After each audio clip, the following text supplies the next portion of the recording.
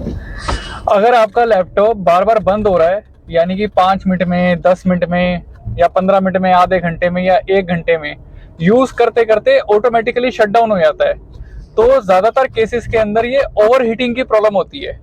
यानी कि जो लैपटॉप है वो गर्म हो रहा है और गर्म होके बंद हो जाता है। अब इस प्रॉब्लम के रीजन क्या होते हैं और इसका सोल्यूशन क्या है, इस वीडियो के अंदर मैं आपके साथ शेयर करूंगा।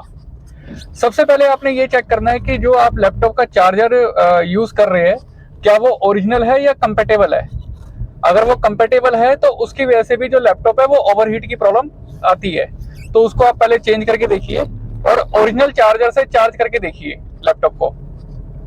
दूसरा, जो आपके लैपटॉप की बैटरी है, बैटरी को आप रिमूव करिए, क्योंकि कई बार लैपटॉप की जो बैटरी है वो खराब हो जाती है, फूल जाती है, जिसकी वजह से जो लैपटॉप है ओवरहीट की प्रॉब्लम आनी स्टार्ट हो जाती है।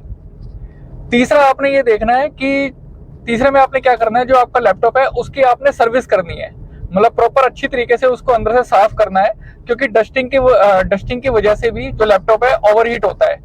और प्रोसेसर के ऊपर एक कूलेंट लगा होता है, जो अगर वो कूलेंट सूख गया है या कूलेंट अगर प्रॉपर कम हो गया या नहीं लगा हुआ है, तो कूलेंट उसके ऊपर दोबारा लगाइए।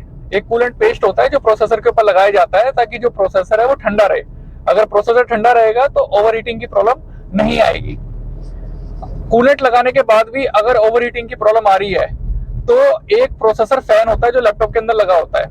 बहुत सारे लैपटॉप्स ऐसे आते हैं जो विदाउट फैन भी आते हैं, लेकिन ज्यादातर जो लैपटॉप्स है उनके अंदर फैन लगा होता है।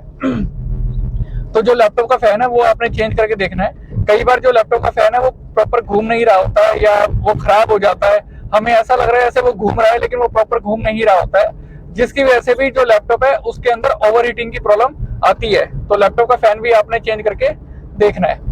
अगर उससे भी प्रॉब्लम आपकी सॉल्व आउट नहीं हो रही है, तो प्रोसेसर फैन के साथ एक हीट सिंक लगती है, जो प्रोसेसर फैन के साथ अटैच होती है, वो हीट सिंक को भी आपने चेंज करके देखना है।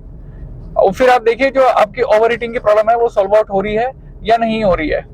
अगर ये सारे काम आपने कर लिए है, उसके बावजूद भी आपकी ओवरहीटिंग की प्रॉब्लम सॉल्व आउट नहीं हो रही है, तो फिर जो आपका मदरबोर्ड है उसके अंदर इशू है। आपका जो मदरबोर्ड है वो ओवरहीट हो रहा है। मदरबोर्ड के अंदर एक मेन आईसी होती है और एक प्रोसेसर होता है, दोनों में से कोई चीज बहुत ज्यादा ओवरहीट हो रही है, जिसकी वजह से जो आपका लैपटॉप है बार बार बंद हो रहा है।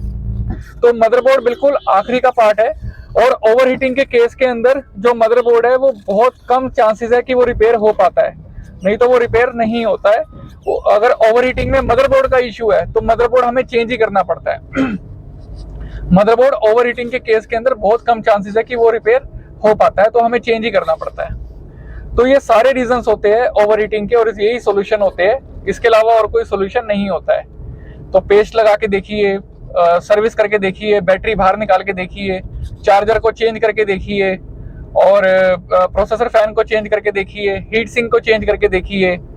ये सारी चीजें आपको एक एक करके देखनी पड़ेगी, लेकिन जो स्टेप्स मैंने आपको बताया है वो स्टेप बाय स्टेप करके देखना। पहले चार्जर, फिर बैटरी, फिर प्रोसेसर फैन, फिर हीट सिंक, और कूलेंट भी साथ में आपने लगाना है, और देन उसके बाद फिर आपने मदरबोर्ड के ऊपर जाना है। तो ये सारे जब आप स्टेप्स कर लेंगे, आपको अपना पता लग जाएगा कि प्रॉब्लम कहाँ से, मतलब ये जो इशू है कहाँ से क्रिएट हो रहा है।